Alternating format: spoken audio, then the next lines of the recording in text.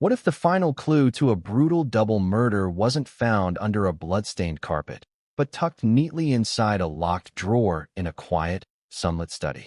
Not just any drawer. Rob Reiner's private drawer. The one no one. Asterisk, asterisk, not even his wife Michelle or his children. Asterisk, asterisk was allowed to open. And when they forced it open, days after the gruesome discovery of Rob and Michelle's bodies, what they found inside didn't just raise questions. It ripped the mask off an already chilling crime. Before we continue, please hit the like button, subscribe to the channel, and turn on the notification bell for updates. A letter, written in Rob Reiner's unmistakable hand, carefully dated, folded 3 times, stamped, "In the event of my death." Now pause. Ask yourself something. Why would a man like Rob Reiner, a Hollywood icon, a father, a husband, leave behind a letter like that? Why would he lock it away, rather than simply entrust it to a lawyer?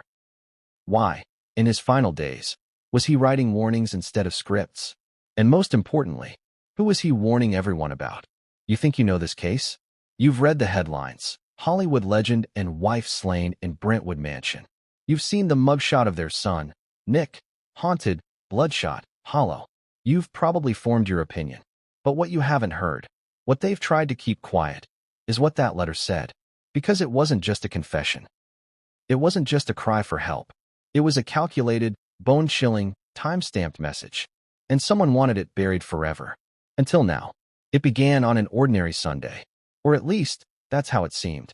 The Reiner family estate, nestled deep in Brentwood, is the kind of place that oozes peace. Lush hedges, long winding driveways, and enough privacy to make the neighbors disappear. The type of place where tragedy feels impossible. But behind closed doors, something was already unraveling. That morning, Rob and Michelle Reiner had brunch catered in. An omelet bar, fresh fruit, a chef who had worked for them for years. Romy Reiner, their 27-year-old daughter, dropped by unexpectedly. Her presence wasn't unusual, but the timing, in retrospect, was. Neighbors reported no screams, no disturbances, just silence. Until just after 9 p.m. That's when Romy made the call. Her voice, shaking. Her words, chilling. "There's blood. They're not breathing. You need to come now. Please. Please." She didn't mention her brother. She didn't mention any weapons. But she said something that would hang in the air like smoke. "There's someone in our family you should look at first. Someone dangerous." By the time police arrived, it was too late. Rob and Michelle Reiner were found in their upstairs bedroom. Both had been stabbed multiple times. No signs of forced entry. No signs of robbery. Just methodical, targeted violence. The kind that's personal. The kind that screams. You knew this was coming. And then there was the guest house. That's where Nick Reiner lived. Once a rising star with a troubled past, Nick had long been the black sheep of the family. Drug use, public meltdowns, rehab stints. His past was tabloid fodder, but his present was supposed to be stable. Yet when officers entered the guest house, they found Nick alone. Calm. Distant, blood on his shirt, and no alibi. He was arrested that night, charged with 2 counts of first-degree murder. Case closed? Not even close, because that was only the beginning. While the world raged online, accusing, defending, dissecting, the family estate became a crime scene. And in the middle of that estate stood Rob's private office. Now, let's be clear, Rob Reiner wasn't just a famous face. He was a storyteller, a thinker, a man known for his obsessive attention to detail. His office reflected that. Wood-paneled walls, framed movie posters, dozens of hand-annotated scripts, and one drawer. The locked drawer. Police cataloged everything. Trophies, journals, a safe full of family photos and old contracts. But the drawer? They couldn't get it open. Not at first. Not until Romy, now visibly distraught, remembered something. He used to joke that drawer was the vault. Like it held secrets. He once said, "If I ever die mysteriously, check the vault." I thought he was being dramatic. Turns out, he wasn't. Using a locksmith, detectives pried it open. Inside were 2 envelopes. One marked, "To my lawyer, confidential." The other, "Read only if I'm gone." They opened the second. Now, here's where the story takes a dramatic turn. Because inside that letter, Rob doesn't blame Nick outright. But he doesn't protect him, either. He writes of paranoia, of someone watching the house, of his growing fear that someone close has become unrecognizable, that conversations were being recorded, that he was being manipulated. And then, in a line that would later become the centerpiece of the investigation, Rob writes, "If something happens to me, do not assume it was random. Look inward. Look homeward. Let that settle in." He didn't point fingers.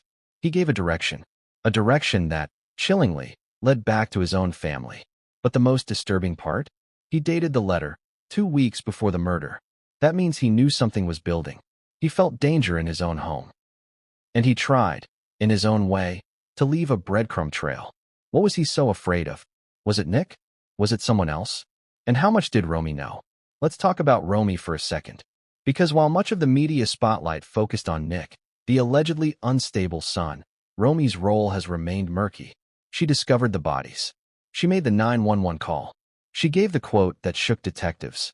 But she also hinted, in interviews, to friends, to private notes, that Rob had confided in her recently. About fears, about family tensions, about a decision he was struggling with. Could that decision have been to cut Nick off? To finally say enough? If so, it would have been devastating. And in the wrong hands, potentially deadly.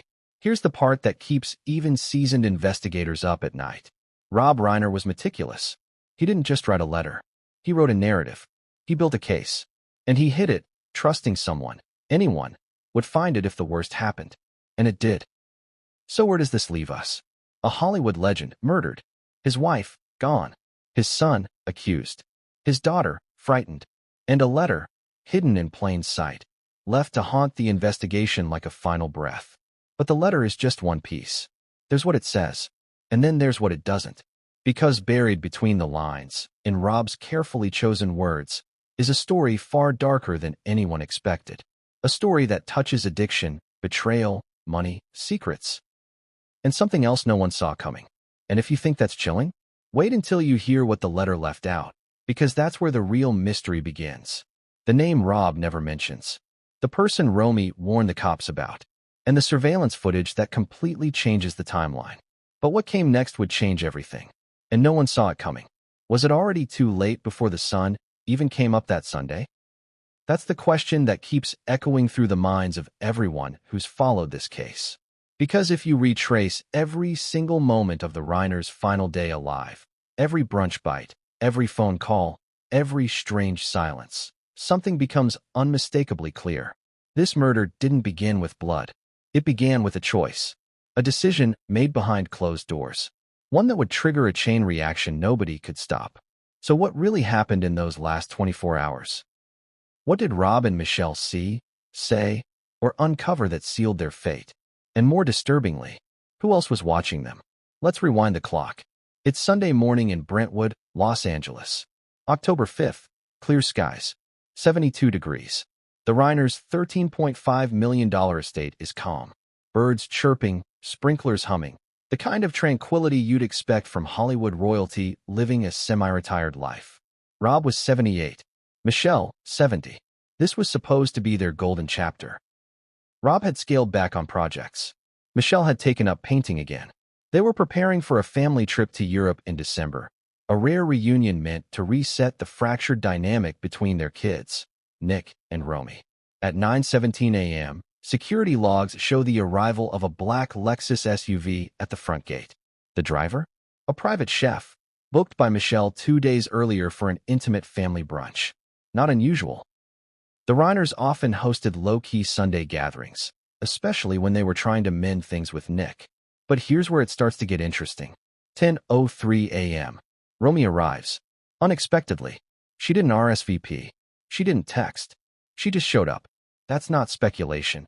It's documented in the security logs and later confirmed by the chef, who noted that Romy seemed anxious but polite.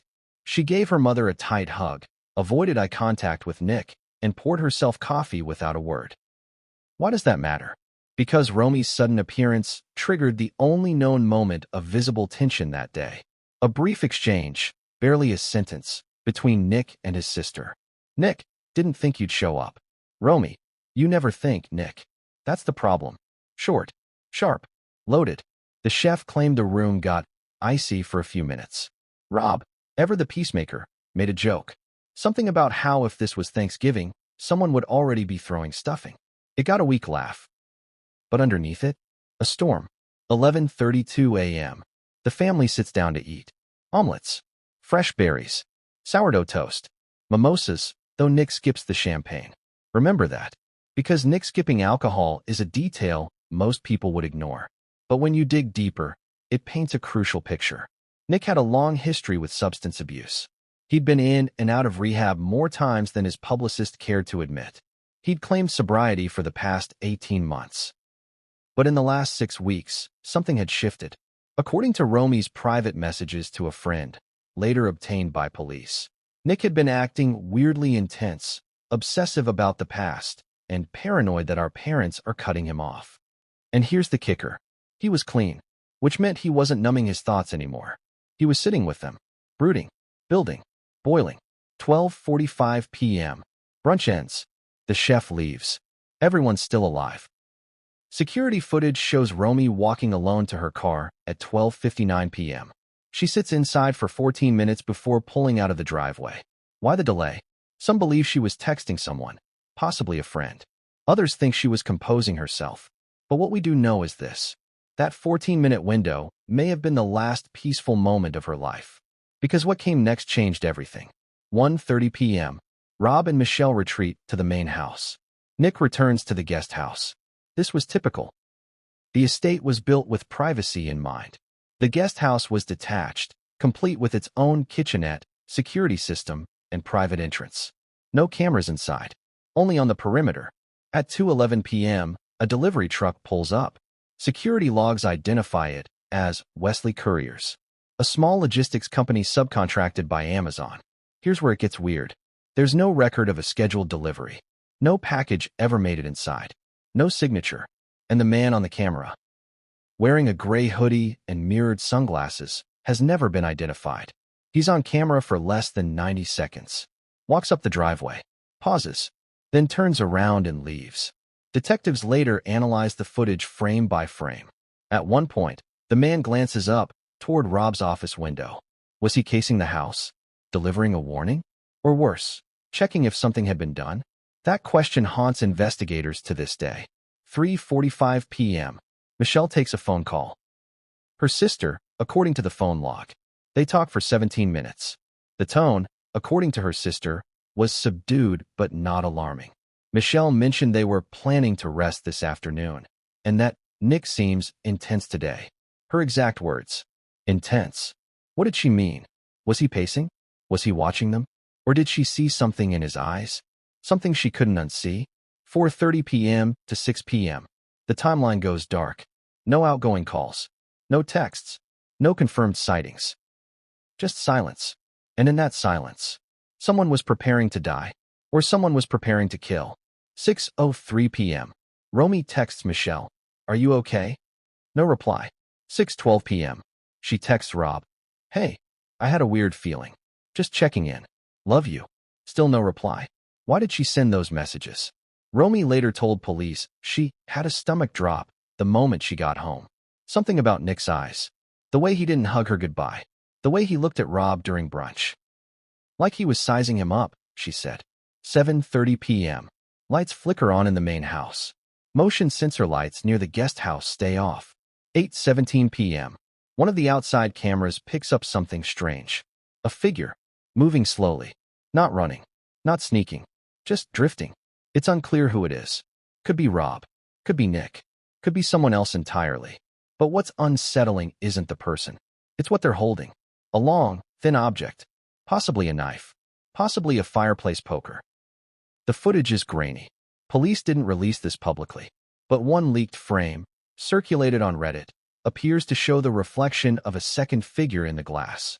Meaning, there were two people out there. And that means Nick might not have acted alone. 9:04 p.m. Romy arrives. She said she couldn't shake her fear. That something felt wrong. So she drove back. She didn't even knock. She went straight inside. And found silence. The house was still. No music. No talking. No TV. Just an eerie, unnatural quiet. She called out. No response. Then she climbed the stairs. The master bedroom door was open. The lights were off. And in that darkness, she found her parents. Michelle slumped against the nightstand. Rob sprawled across the bed. Blood. Everywhere. She screamed, dropped to her knees, called 911. And in that call, her voice cracked with something more than panic. It cracked with recognition. There's someone in our family you should look at first. Someone dangerous. By 9:17 p.m., police had swarmed the property. By 9:32 p.m., they'd entered the guest house. Nick didn't run. He didn't fight. He didn't even speak. He sat in silence. His clothes, rumpled. His eyes, vacant. His hands, trembling. When they asked if he knew what happened, he reportedly whispered, "It was going to happen eventually." And here's where the first major contradiction hit. According to the autopsy, Rob died first. Michelle was killed second, possibly as she tried to flee. But if Nick was the killer, why stay on the property? Why wait for police? Why say, it was going to happen eventually? Was it guilt? Delusion? Or was he covering for someone else? Because there's one more wrinkle. Back in the main house, as investigators scoured the scene, they stumbled upon something strange. A chair, pulled up to Rob's office desk, still warm, as if someone had just been sitting there. And the locked drawer? It was untouched. For now. But what came next would bring the investigation to a standstill. Because someone else had entered the story, and they had just as much to lose. Was Nick Reiner a ticking time bomb, or a convenient scapegoat? That question sits at the center of this entire case like a loaded weapon on the table, ignored, avoided, but impossible to forget. Because the moment police walked into the guest house and saw Nick sitting there in silence, the story practically wrote itself for the headlines. Troubled son, addiction history, live steps away from the victims, blood on his clothes. Open and shut, right? But if you slow down, if you resist the urge to jump to the obvious, you start to notice something deeply unsettling. Nick doesn't fit the mold people want him to fit. Not cleanly, not comfortably. And the deeper you dig into who Nick Reiner really was in the months, years, and even hours before the murders, the harder it becomes to believe this was just a simple case of rage boiling over. So let's ask the uncomfortable questions. Who was Nick Reiner when no cameras were rolling? What did he know that others didn't? And why did multiple people, inside and outside the family, quietly warn that something was coming? Nick Reiner grew up in a world most people only glimpse from a red carpet. Private schools, industry dinners, family friends whose names alone could open doors. But privilege doesn't guarantee peace. Sometimes it guarantees pressure. From a young age, Nick lived in the shadow of a towering figure. A father adored by the public, a man known for warmth, humor, and moral clarity on screen. And Nick? Nick was messy, sensitive, volatile. Teachers described him as intelligent but restless. Friends described him as charismatic until he wasn't. Family members described him with one word that comes up again and again in private interviews. Unstable. But here's the first contradiction most people miss. Nick wasn't always angry. In fact, people close to him say his defining trait wasn't rage, it was shame. The shame of not living up. The shame of being compared. The shame of knowing your last name opens doors, but doesn't tell you who you are. By his early 20s, Nick had started experimenting. First with alcohol, then pills, then substances his parents didn't even know the names of. Rehab followed, then relapse, then another rehab. Publicly, the family framed it as a journey. Privately, it was chaos. Fast forward to 18 months before the murders. Nick enters what would become his longest stretch of sobriety. No substances, no alcohol, no numbing. On paper, this should have been a victory. But according to multiple people close to him, sobriety didn't calm Nick. It sharpened him. Without substances to dull the noise, his thoughts grew louder, more obsessive, more circular. He began replaying old arguments, recounting childhood slights, fixating on moments he believed proved he was set up to fail. And his parents, especially Rob, became the focus of that fixation. Not hatred, resentment, a slow, simmering sense of injustice. Here's something the media barely touched. Nick wasn't just living in the guest house because he needed space. He was there because his parents were afraid to let him go. Emails between Rob and a close family friend, later leaked, reveal that Rob worried Nick would spiral completely if cut loose. One line stands out. If we don't keep him close, I don't know where he'll land, or who he'll blame. Read that again. Who he'll blame. That fear, quiet, unspoken, hung over the household like fog. Now let's talk about the guest house. To outsiders, it sounded generous. A private living space, independence, trust. But to those inside the family, it was a compromise. Close enough to monitor, far enough to survive. Nick had his own routine there. Structured, controlled, almost ritualistic. Morning walks at the same time every day. Meals eaten alone. Long stretches of isolation. And notebooks. So many notebooks. Police later found stacks of them in the guest house. Some filled with song lyrics. Others with half-written screenplays. Others with something much darker. Lists, dates, names, fragments of conversations. Nothing overtly violent. Nothing explicitly threatening. But unsettling. Like a mind trying to organize chaos. In the weeks leading up to the murders, Nick's behavior shifted again. Neighbors reported seeing him pacing the driveway late at night. Security logs show him walking the perimeter of the estate repeatedly, sometimes for hours. When questioned, he told his parents he was clearing his head. But Romy didn't buy it. In private messages to a friend, she wrote, "He's watching the house like it's a chessboard. I don't like it." And then there's this detail. Nick had been asking questions, persistent ones, about finances, about the will, about what happens if something happens. Rob brushed it off as anxiety. Michelle didn't. According to her sister, Michelle confided that Nick seemed obsessed with legacy and blame. That's not the language of a man planning the future. That's the language of someone stuck in the past. Now let's address the night of the murders. Nick was found in the guest house. Calm, silent, almost detached. Police noted he didn't ask about his parents' condition. Not once. When told they were dead, his reaction wasn't grief. It was resignation. It was going to happen eventually. That sentence became the spine of the prosecution's narrative. But think about it. If you had just committed a brutal double murder, would you say that? Or would you deny? Panic? Deflect? Nick didn't. Which raises a disturbing possibility. What if he wasn't admitting guilt? What if he was acknowledging something he'd been warning about? Here's where the story fractures. During questioning, Nick made one request. He didn't ask for a lawyer immediately. He didn't ask to call a friend. He asked to know what they found in the house. Specifically, did you go through my dad's office? Why ask that? Why care? Unless you knew there was something there that mattered. Something dangerous. Something that could shift blame. And then there's the blood. Yes, Nick had blood on his clothes. But forensic analysis revealed something unexpected. The blood wasn't spattered. It wasn't sprayed. It was smeared. As if transferred. As if he touched something or someone after the fact. That doesn't clear him. But it complicates things. Because smearing suggests proximity, not necessarily action. And proximity opens the door to another question. Who else was close enough to transfer blood? Friends from Nick's rehab program later came forward with something chilling. Nick had reportedly been talking about his parents in apocalyptic terms. Not threatening. Final. They're holding the whole thing together, he said once. When it breaks, everything breaks. What did he mean by the whole thing? The family? The finances? Something else entirely? Then there's the therapy angle. Nick had been seeing a therapist privately, someone outside the family's usual circle. That therapist flagged Nick as high risk for psychological collapse, not violence. But in one note, later subpoenaed, the therapist wrote, "Patient exhibits hypervigilance. Believes others are hiding information that affects his safety." His safety, not his parents. His. What information? And who was hiding it? Now let's talk about motive. The obvious one is inheritance. But here's the contradiction no one wants to address. Rob hadn't cut Nick off. Not yet. In fact, financial records show Nick was still receiving monthly support. Substantial support. So why kill the golden goose? Why risk everything? Unless Nick believed the support was about to end. Unless he believed a decision had already been made. And unless someone told him that decision was final. Remember the letter.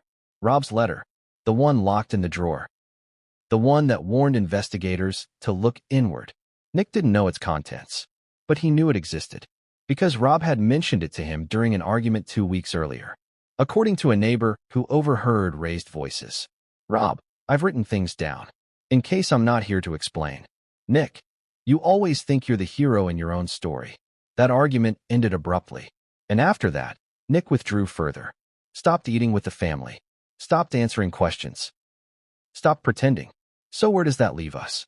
A son with a troubled past, a father who feared what he might become, a family living in uneasy proximity, but also a son who may have known the truth, a son who may have been warning them, a son who may have been manipulated, because there's one final detail that throws everything off balance. During Nick's first formal interrogation, when asked directly if he killed his parents, he paused, looked down, then said, "You're asking the wrong question." The room went silent. The detective leaned in. "What should we be asking, Nick?" Nick swallowed hard and replied, "Who else had a reason to make sure that letter was never read?" That statement never made it into the press briefing, but it changed the investigation forever. Because suddenly, Nick wasn't just a suspect. He was a problem. And someone else, someone still walking free, had everything to lose. But who?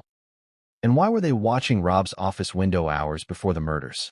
Because in the next chapter, we uncover the warning no one acted on, and the report that could have stopped all of this. What if the murder could have been prevented? If someone had just listened? That's the question that keeps surfacing, quietly but insistently, like a whisper beneath the noise. Because long before the blood, long before the sirens, before the letter, before the guest house, there was a warning. A professional warning. And it wasn't vague. It wasn't speculative. It was detailed, urgent. And, this part is crucial, it was documented. Yet somehow, everyone ignored it. Or worse, someone buried it. Let's rewind again. Not to the day of the murder, but to 6 months before. Nick had just relapsed. This wasn't public knowledge. The press never got wind of it. Rob and Michelle kept it under wraps, again. This time, the signs weren't obvious. There were no overdoses, no dramatic breakdowns, no rehab admissions splashed across TMZ. But inside the house, Michelle had grown increasingly alarmed. He was staying in his room longer, blinds drawn, sleeping odd hours, paranoia creeping into his conversations. She confided in Romy. In a voicemail Romy later shared with investigators, Michelle says, "He thinks we're hiding something from him. He says Dad's working against him. He's talking in riddles. I don't know who he's talking to anymore." Rob, ever the problem solver, stepped in again. He found a therapist. Quietly. Privately. Not through the Reiner family's usual channels. Why? Because Rob didn't trust the media, or leaks, or whispers in the industry. He wanted discretion. That therapist's name has never been officially released. But insiders, and leaked court filings, reveal enough to paint a disturbing picture. We'll call her Dr. L. Not her real name. But her notes are very real. She met with Nick twice a week, at first. The first sessions were quiet, guarded. Nick was hesitant, cynical. Then, suddenly, he opened up. And what he said chilled her. He spoke of dreams. Repeating once. A house burning. His father screaming at him through glass. He described feeling watched at night. Feeling set up. And, most disturbingly, feeling like his death was being planned. "They want me gone," he said. "They're planning something. If I die, they'll say it was drugs, but I'll be clean." Dr. L made note of it. She considered it paranoid ideation. But then Nick said something she couldn't shake. "If something happens to them before it happens to me, I'll be blamed." That sentence stuck with her. She documented it. Word for word. She filed it in his report. Then, following professional ethics, she brought it up with Rob. They met at a cafe in Santa Monica. Neutral ground. Early evening. Dr. L explained the situation. Carefully. She told Rob his son was exhibiting signs of delusional thought patterns and hypervigilant behavior. That he was cycling between guilt and blame. But she also told him something else. Something that now feels like a prophecy. He's not planning anything. He's reacting to something. Rob was silent. He nodded. He thanked her. Then he asked, "Do I need to be afraid of my son?" And Dr. L, according to her own notes, responded, "Not unless you push him into a corner he doesn't know how to get out of." What happened after that meeting is where the timeline gets murky. Rob didn't fire Dr. L, but he stopped returning her calls. He postponed the next session, then the next, then canceled altogether. Why? According to a former assistant, Rob believed Nick needed space, not structure. He told close friends that therapy was making him worse, not better. But the notes? They remained. And they tell a very different story. Let's read one excerpt from Dr. L's confidential report. Patient describes intense fear of betrayal. Believes family is colluding to alter his inheritance or rewrite a narrative about his life. exhibits signs of extreme emotional isolation. Believes surveillance is occurring within the home. Now stop. That last line, believes surveillance is occurring within the home. At first glance, that sounds like classic paranoia. But months later, when police searched the Reiner estate after the murders, they found hidden security cameras in places no one had disclosed. Small ones, private ones. One was hidden in a bookshelf, another in a hallway speaker, another, most alarmingly, above the door to Nick's guest house. None of these were part of the official estate security system. So who put them there? And what were they recording? Was Nick being paranoid? Or was he right? Back to Dr. L. 3 weeks before the murders, she did something extraordinary. She wrote a formal letter to a legal contact connected to the Reiner family. Not an alarm bell, not a breach of confidentiality, but a quiet, desperate tap on the glass. I believe my former patient, Nicholas Reiner, may be spiraling toward a dangerous mental state.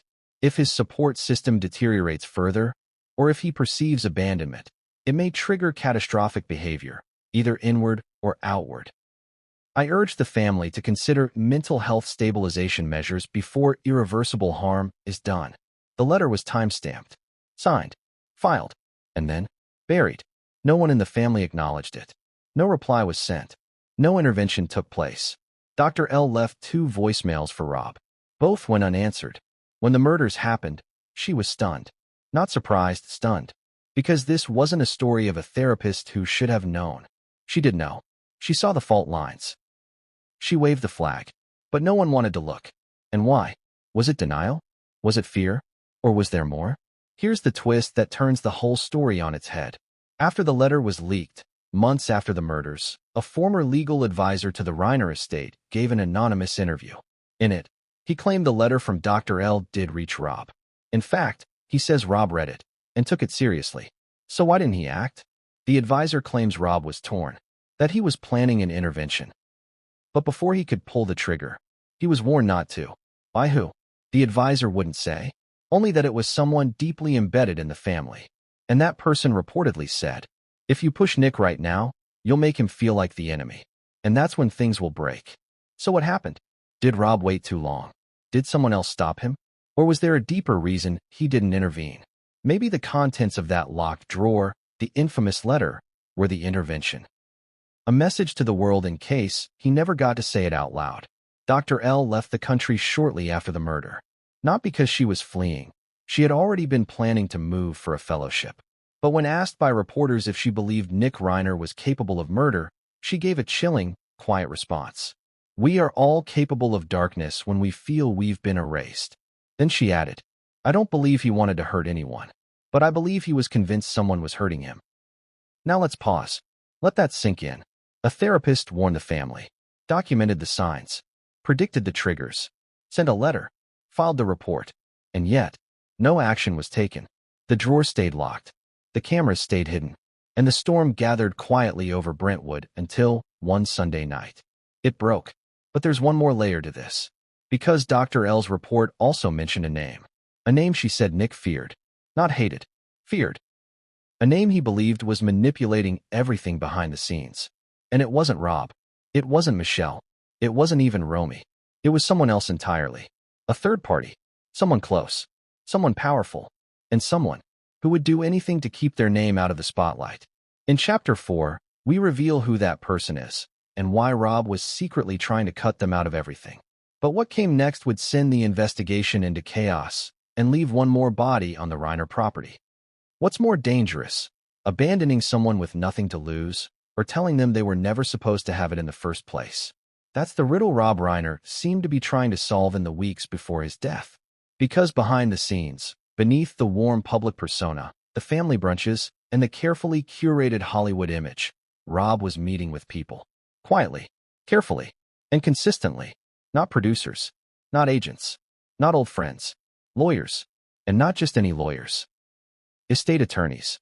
The kind who don't just draft wills. They rewrite futures. Let's set the scene. 2 weeks before the murders, Rob was spotted at a quiet cafe in Pacific Palisades.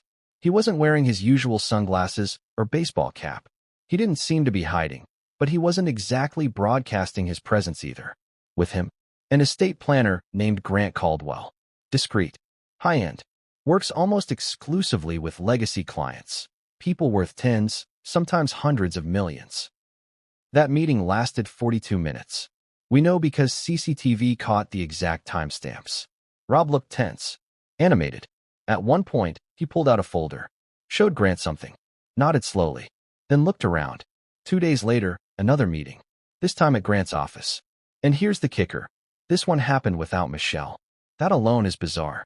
Because for over 40 years, Rob and Michelle had handled all their affairs jointly. Every investment, every contract, every trust. So why was Rob making decisions alone? And more importantly, what was he changing? This brings us to the unconfirmed codicil. In legal terms, a codicil is an amendment to a will. It doesn't replace the will, it adjusts it, adds a name, removes a clause, redefines a distribution. And according to leaked emails between Grant and another legal associate, Rob was preparing one major amendment. The subject line of one email simply read, regarding NR's positioning, urgent. NR. Nick Reiner. And in the body of the email, if the client proceeds with this, I strongly recommend we have psychiatric documentation on file for protection. He anticipates possible backlash. Backlash? From who? From Nick? From the public? Or from someone else? Here's where things get darker. Rob wasn't just reassigning assets. He was considering transferring decision-making power over one of the family trusts. And guess who he wanted to transfer it to?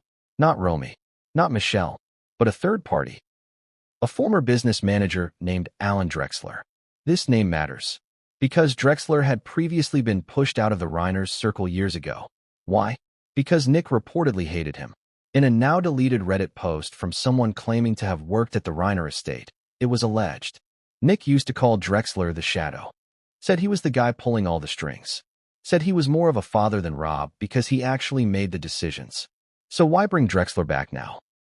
Was Rob trying to distance himself from emotional entanglements? Was he trying to make a clean break, without making it look like one? There's more.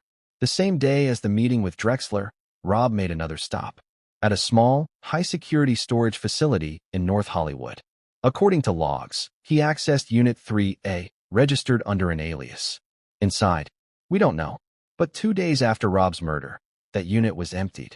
Completely. Surveillance footage shows a man entering with a key. Baseball cap, hoodie, face partially obscured. The time? 3:46 a.m. Only hours after the murder. Who had the key? Who knew about that unit? And why remove everything after Rob was dead? Now let's go back to Nick. According to forensic phone analysis, Nick's browser history in the days leading up to the murder included amending a will without spouse. What happens if a beneficiary is removed? Is it legal to challenge a trust posthumously? On its own, maybe just curiosity. But paired with the emails, paired with the meetings, paired with Rob's growing sense of dread, it paints a much more sinister picture. And here's where we hit the emotional core of this chapter. Because Rob wasn't just a father. He wasn't just an actor or director.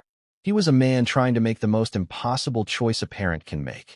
Protect your family, or protect everyone else from your family. Those meetings? They weren't just legal maneuvers. They were acts of desperation. Rob knew something was coming. He felt it. You can see it in his eyes in the final public photo of him, shoulders tense, mouth tight, a rare moment without a smile. Was he afraid? Or was he grieving a decision he hadn't fully made yet? Now let's talk about the one person no one expected. Michelle. Because she wasn't in the loop. At least, not officially. But a series of texts from her phone to her sister suggests she had a gut feeling. Rob is being cagey lately. I think it's about Nick. He keeps locking his office. I'm trying not to panic. Then later, he told me last night, whatever happens, you'll be okay. You always land on your feet. What does that even mean? Here's what we do know. Rob was rewriting part of his will. He was doing it quietly. He anticipated backlash. He brought back a man his son despised. He visited a hidden storage unit under an alias. And less than 2 weeks later, he was dead. You don't need to be a detective to feel the tension building. You just have to ask yourself, why the secrecy? And more importantly, who knew? Because here's the cliffhanger no one saw coming. One of Rob's final meetings wasn't with his lawyer. It was with someone who never made it into the police report. A former therapist, a family friend, and someone who, according to a leaked voice memo, warned Rob not to go through with it. In Chapter 5, we open the locked drawer and read the letter that changes everything. Because Rob wasn't just rewriting the future. He was preparing for a death he felt creeping up behind him. And he wasn't sure whose it would be. What would you write if you believed your own child might be your killer? That's not just a tragic thought. It's a psychological collapse in slow motion.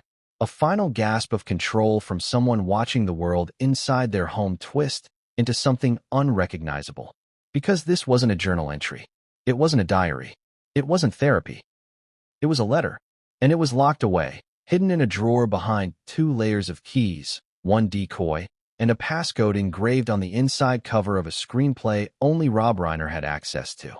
This was a message never meant for headlines. Not for Hollywood. Not even for his wife. It was written for after the worst happened, after someone pulled the final string.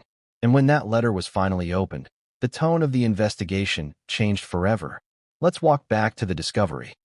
After Rob and Michelle's bodies were found, homicide detectives did what they always do. They followed the usual path. Secure the crime scene. Sweep for prints. Process blood splatter. Isolate electronic devices. And in the middle of all of it stood Rob's study. Now, Rob's study wasn't flashy. No gold statues. No awards cluttering the shelves. Just scripts. Books. Notes. Framed photos of his children, tucked in between memorabilia from Stand By Me, A Few Good Men, and When Harry Met Sally. But one thing stood out. A single drawer, dead center of his desk. Locked. Tight. The detectives didn't find a key, so they moved on. But 3 days later, after Michelle's sister pushed investigators to check Rob's writing desk, the lead detective circled back. A locksmith was called. It took 14 minutes to open the drawer. Inside, 2 things. A small envelope, addressed in Rob's handwriting. To be opened only if I die under strange circumstances. A flash drive labeled 11-inch with no explanation. The envelope was opened first. What it contained would leave seasoned detectives in stunned silence. The letter begins like something out of a script. Crisp, measured, unfolding like dialogue. If you're reading this, I'm dead. Not I'm sorry. Not tell my family I love them. Just certainty. Rob knew. He wasn't guessing. He wasn't playing the victim. He knew. And the deeper you go into this 4-page handwritten document, the darker it gets. Let's break it down. Page 1. The acknowledgement. Rob opens with grace. He thanks whoever finds this for not letting this drawer stay shut. He acknowledges his own reputation. A father, filmmaker, husband. But then comes the pivot. There is something dark inside this house. And I've been ignoring it for too long. He doesn't name names. Not yet. But he describes a presence.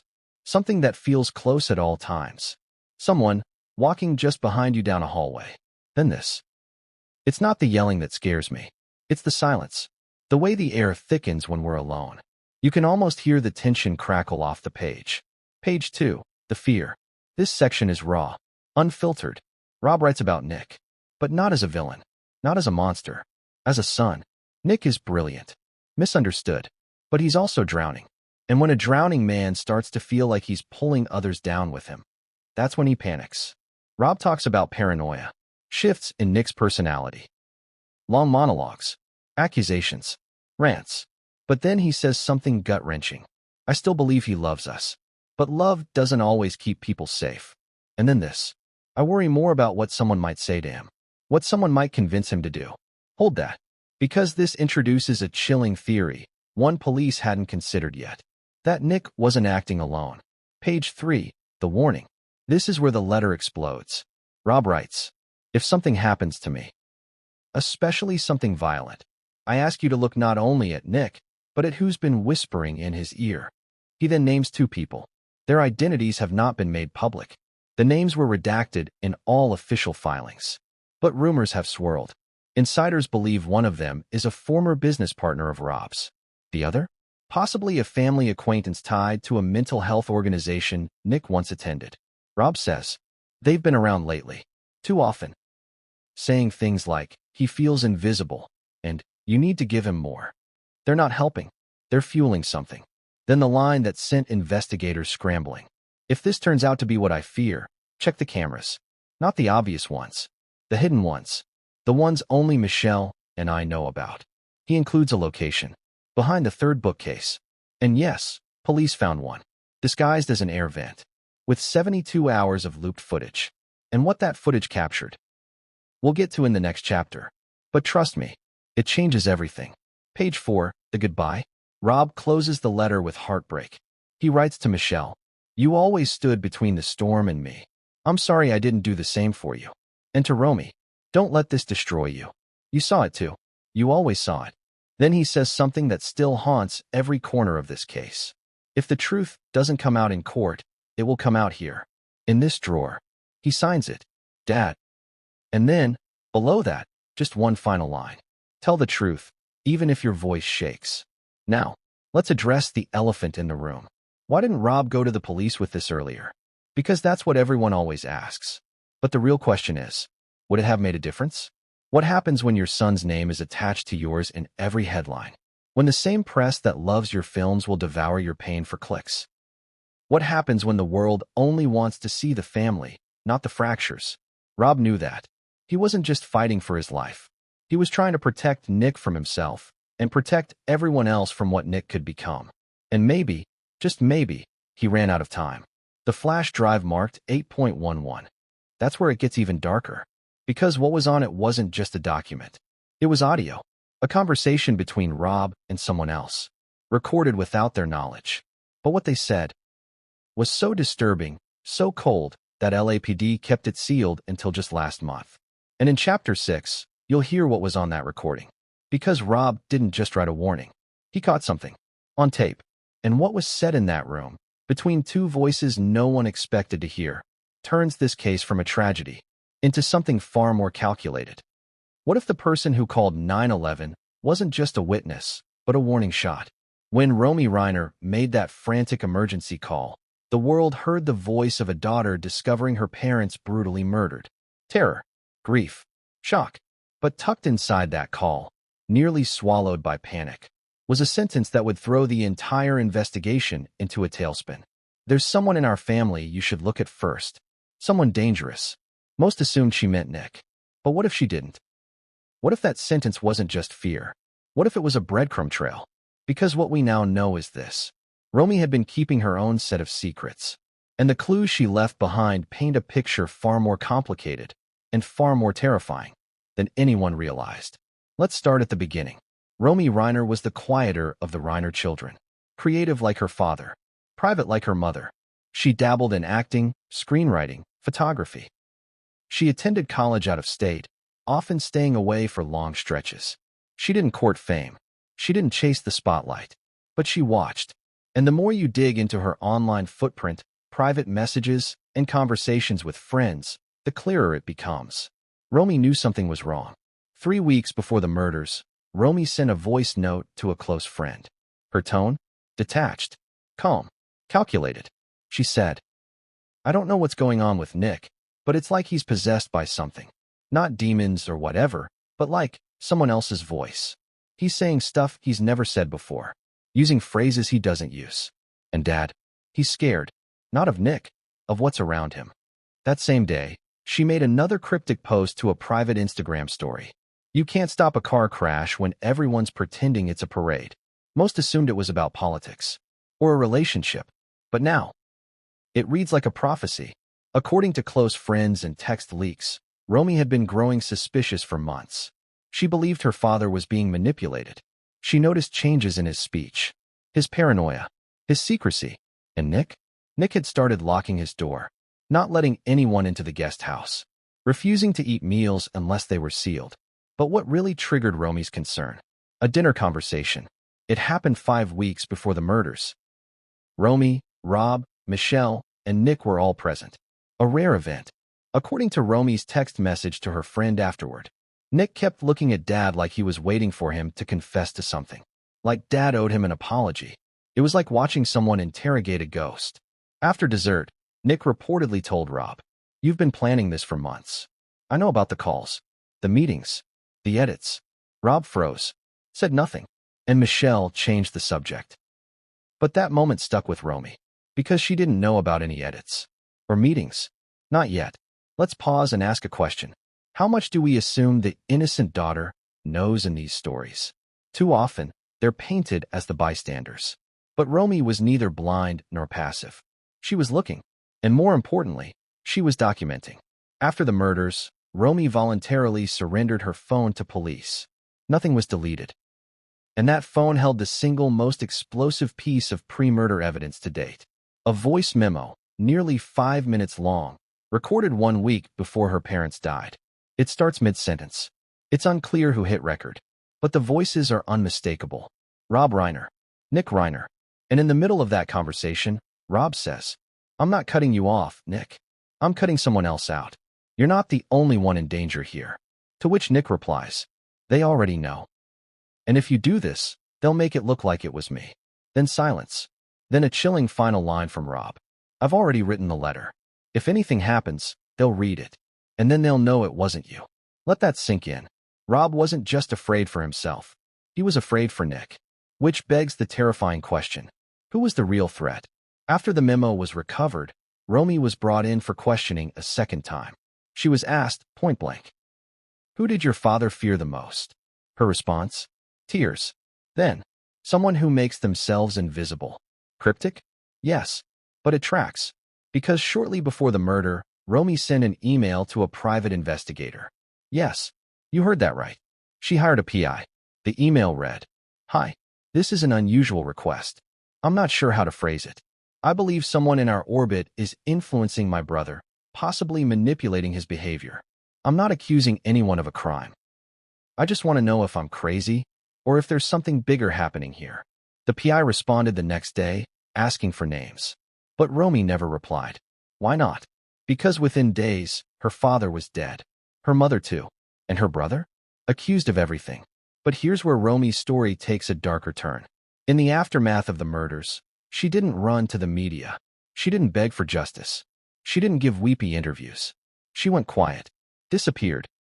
Friends say she left LA and moved in with a family friend in Seattle. No phone. No social. Completely off-grid. Why? Because she was scared.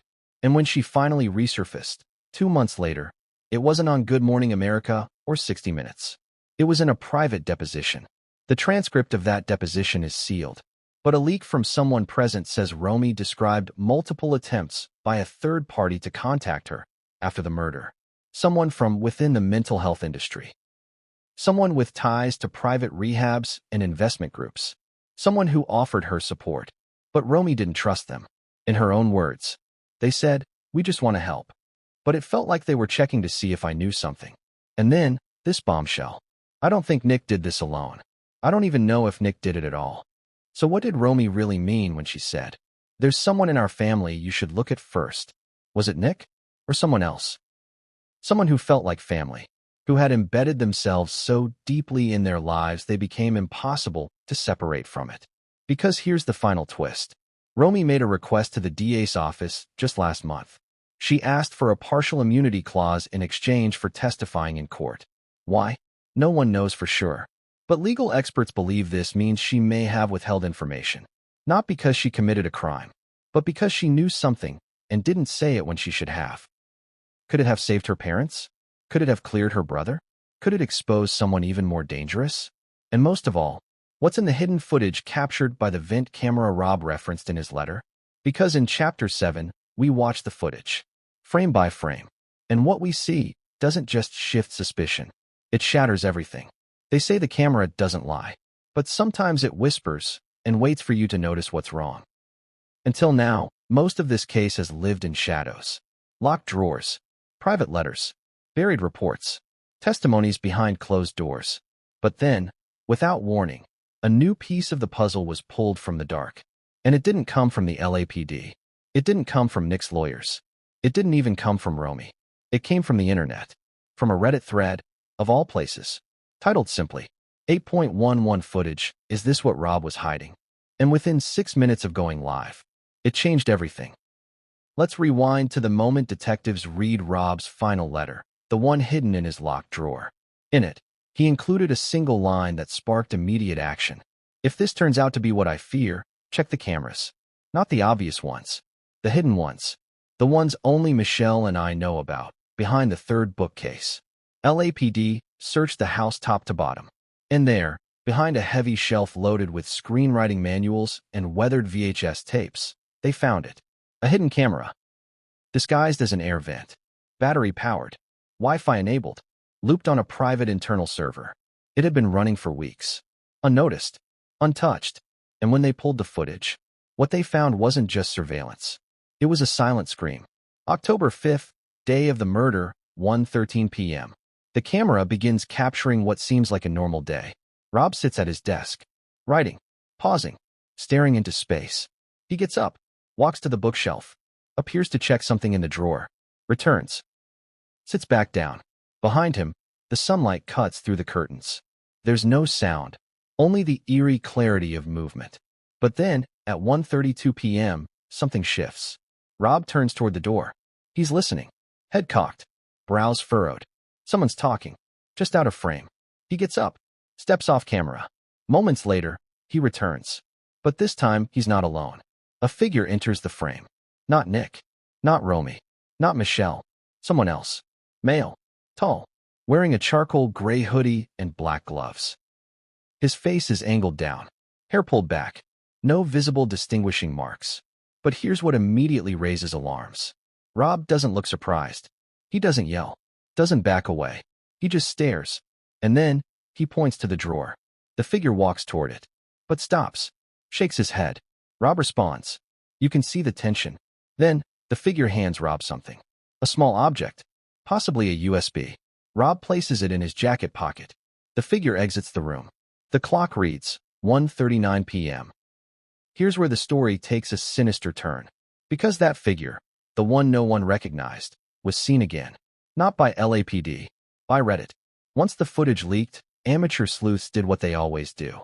They dug, and one frame, frozen, enhanced, and color-adjusted, shows a small emblem on the shoulder of the figure's hoodie. A stitched logo, not visible to the naked eye on playback. But when enhanced, it matches the uniform of a private security firm in Burbank, California. A company that had once, briefly, done consulting work for a private rehab facility in the Pacific Northwest. The same facility Nick had stayed at. Twice. Now hold on. Take a breath. This means two things. The figure who visited Rob may have worked in private security, not as an intruder, but as a handler, contact, or courier. There was a direct pipeline between that rehab facility and the Reiner home. So who authorized that visit? Not Rob, not Michelle, and not Romy, which leaves only two possibilities. Nick, or someone pulling Nick's strings. But the footage doesn't stop there, because at 2:03 p.m., the camera captures something else. Movement in the hallway. This time, the figure returns. But he's not alone. He's with Nick. Nick walks stiffly, eyes wide, hands balled into fists. Rob steps back, raises his hands, not in fear, but to stop the conversation. He says something, points to the door, then to the camera. Yes, he actually points toward the bookshelf, almost like he's signaling. This is being recorded. The figure glances at the wall, says something to Nick, then nods and leaves. Nick stays behind. He paces, back and forth. He sits, puts his head in his hands. Then, he opens the drawer. Yes, Nick had the key. He pulls out a single piece of paper, reads it, crushes it, then sets it back inside, relocks the drawer, and leaves the room. 2:14 p.m. Rob re-enters, 7 minutes later. He opens the drawer. The paper is wrinkled, but still there. He sighs, sits down, stares at the door. The footage ends at 2:16 p.m. Let's pause. That entire sequence, barely 45 minutes of video, appended everything. Why? Because it proves several things beyond a doubt. Nick wasn't alone. He was accompanied by someone not publicly connected to the family. Rob wasn't ambushed. He was already anticipating something, possibly negotiating, possibly threatened. There was communication happening off the record, a flow of information and influence no one had traced before. So how did this footage get leaked? That's where the trail goes murky. Officially, the LAPD says no comment. Unofficially, sources suggest a frustrated junior detective, angry about how the case was being handled, may have copied it during internal reviews and leaked it to force transparency. It worked. But now that it's out in the open, the question becomes, who is the man in the hoodie? One theory, he's a liaison, a fixer hired by a third party to monitor the situation, deliver messages, and quietly remove obstacles. But if that's true, who hired him? And what was on the USB? Because according to private messages posted by the Reddit user who leaked the footage, there's another piece of media never before seen. The flash drive labeled 8.11 included a second video file. This one, apparently, shows a conversation between two men. One is believed to be Rob, the other, still unidentified. But their voices are clear, and what they discuss is chilling. A deal, a threat, and a demand. But before we go there, we need to answer one more question. Why did Romy have this footage? Because remember, she handed over her phone to police. But she also had a copy of this footage backed up to an encrypted cloud account, which she never told police about. Why? Her legal team says she was afraid the footage would be lost. Others believe she was protecting someone, possibly Nick, or possibly herself. In Chapter 8, we dig into the object found in the trash bin behind the guest house. Wrapped in towels, still warm, stained with blood, and yet no fingerprints. Because that item may have been used to stage the crime. And the prints it should have had, they tell us who was really in the room when Rob died.